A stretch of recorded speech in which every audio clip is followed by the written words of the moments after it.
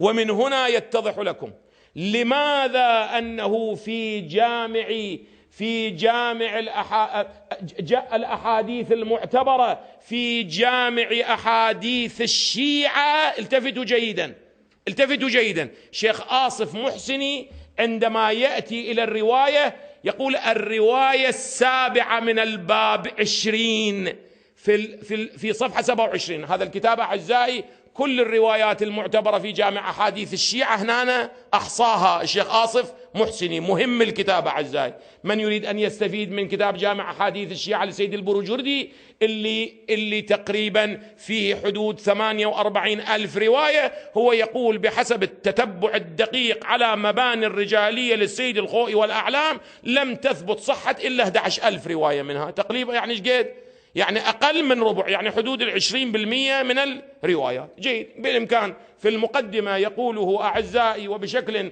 واضح وصريح، بإمكان الأعزاء أعزائي يرجعون.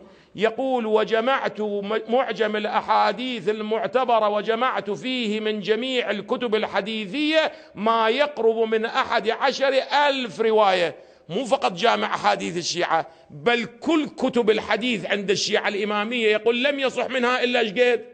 فإذا فرضناها 100 ألف رواية ف10%، إذا 200 ألف رواية ف5%، إذا 400 ألف رواية ف2.5 ماذا بالمئة. هذا بعد بحسب التتبع. الآن احنا من ندخل في هذه المسألة. الإخوة يستطيعون يرجعون أبحاثنا السابقة وقفنا عندها.